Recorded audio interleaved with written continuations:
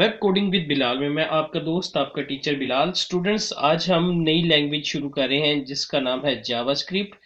सबसे पहले जो जावा है और जावास्क्रिप्ट, ये दोनों अलग लैंग्वेजेस हैं। जो जावा है और जावास्क्रिप्ट दोनों अलग लैंग्वेजेस है, जबकि जो जावा है ये स्क्रिप्टिंग लैंग्वेज है। जावास्क्रिप्ट जो है वेब ब्राउज़र पे रन होती है। इस वजह से मैं इसको फ्रंट एंड की कैटेगरी में डील करता हूँ। कुछ प्रोग्रामर या कुछ टीचर इसको बैक एंड में भी ले जाते हैं, लेकिन क्योंकि ये रन वेब ब्राउज़र पे होती है, हम बगैर किसी सर्वर के इसको रन कर सकते हैं। लिहाजा जावास्क्रिप्ट फ्रंट एंड लैंग्वेज है। It is front end language. ये मैंने साथ ही बता दिया है कि मैं इसको फ्रंट एंड लैंग्वेज तस्वर करता हूँ और ये फ्रंट एंड लैंग्वेज है।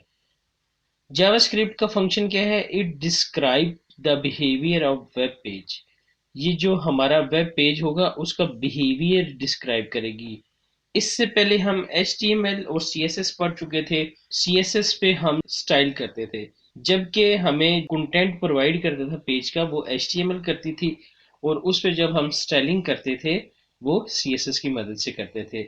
उसमें कोई हम फंक्शन नहीं ऐड कर सकते थे, जबकि जो बिहेवियर है, मसलन हमने अगर किसी बटन पे क्लिक करना है और कोई फंक्शन रन हो जाता है तो वो हम कहेंगे बिहेवियर। तो ये जावास्क्रिप्ट वेब पेज का बिहेवियर डिस्क्राइब करता है।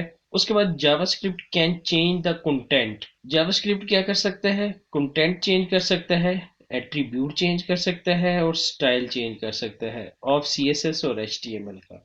जावास्क्रिप्ट आज के दौर की इंतहाई इम्पोर्टेंट लैंग्वेज बन चुकी है, क्योंकि जावास्क्रिप्ट से फर्दर जो है JS रिएक्ट की तरफ हम जाते हैं।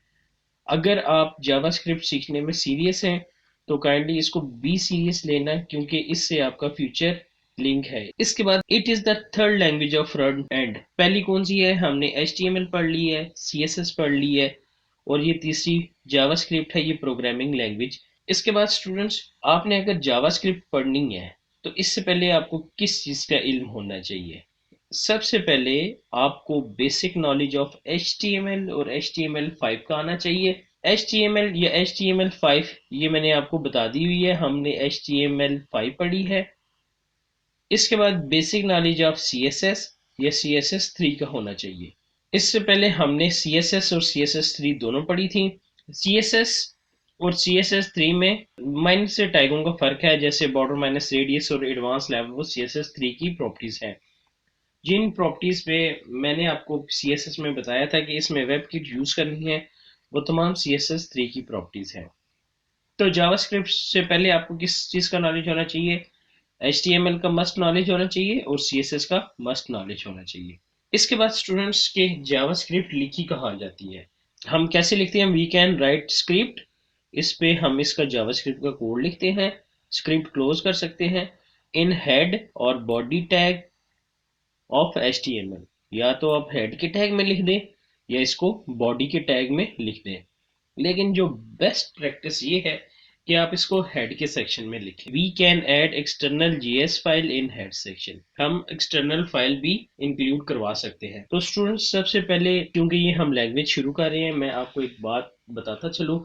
मेरी कोशिश होती है कि तमाम लैंग्वेजेस विंडो के नोटपैड पे ही सिखाएं। इसकी वजह ये होती है कि आप स्टूडेंट्स हैं, स्टूडेंट्स को चाहिए कि वो विंडो के नोटपैड पे काम करें। इसकी वजह ये है कि विंडो का नोटपैड ऑटो फिल नहीं करता, जिसकी वजह से आप A to Z टैग अपने हाथों से लिखते हैं, अपने हाथों से कॉमा कोडिंग वट एवर जो छोटी छोटी चीज़ें होती हैं अपने हाथों से करते हैं। इससे आपकी प्रोग्रामिंग में ग्रिप पक्की होगी और इन फ्यूचर आप कामयाब प्रोग्रामर बनेंगे।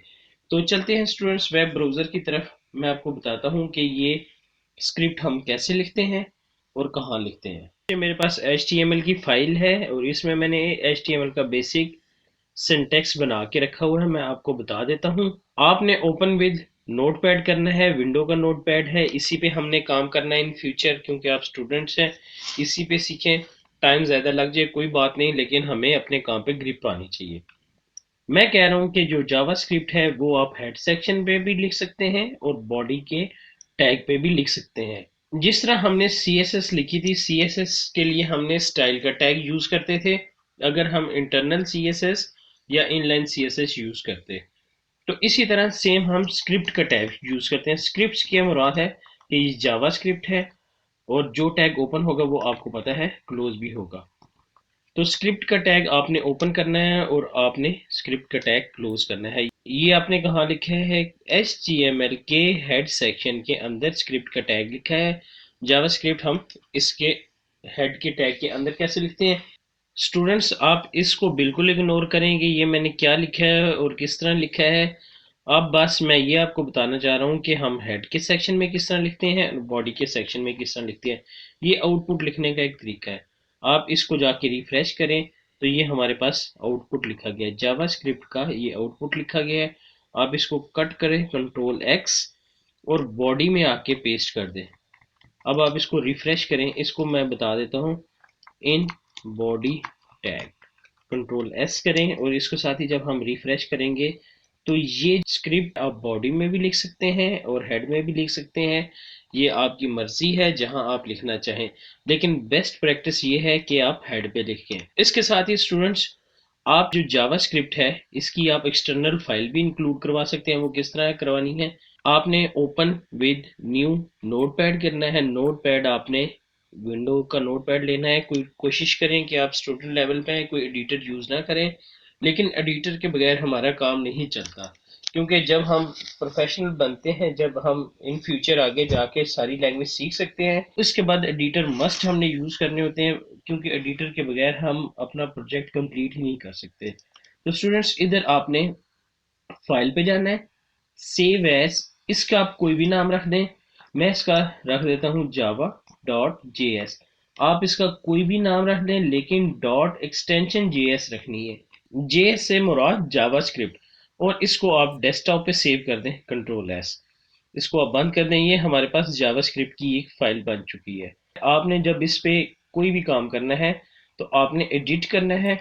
एडिट करके इधर डायरेक्ट ही लिख देना है, जो भी लिखना है डायरेक्ट लिखना है। ये आउटपुट लिखने का तरीका है, ये मैं आपको आगे बिल्कुल तफसील से बताऊंगा। इधर हम लिखेंगे एक्सटर्नल JS और इसको बंद कर देंगे। जावास्क्रिप्ट की ये जो एक्सटर्नल फाइल है, इस पे आपको स्क्रिप्ट का टैग लिखने की ज़रूरत नहीं है। आप डायरेक्ट अपनी कोडिंग लिखें और इस फाइल को इस पे इंक्लूड करवा दें। हम इस फाइल को इस पे इंक्लूड, जैसे हम CSS की फाइल इंक्लूड करवाते थे, वैसे ही इसके अंदर इंक्लूड करवानी है। CSS के लिए हम क्या लिखते थे? सोर्स वगैरह। इस पे आपने सिर्फ स्क्रिप्ट का टैग ही लेना है। ये हम टाइम की बचत करते हैं। Ctrl+X और Ctrl+V, इसको आप डिलीट कर दें। अब हमने क्या करना है? हेड सेक्शन में आके हमने इधर लिखना है स्क्रिप्ट के टैग के अंदर src सोर्स। क्या सोर्स है? आपकी फाइल का नाम क्या है? ये जो फाइल बाहर पड़ी है जावा। आप कोई भी नाम लिख सकते हैं, मैंने वैसे ही जो मुझे जेन में आया था मैंने लिख दिया था। अब आप इसको ओपन करें तो ये देखें एक्सटर्नल JS। इसने जो एक्सटर्नल JS की फाइल है उसको लिंक करवाया और अपने ये वेब ब्राउज़र पे शो करवा दिया।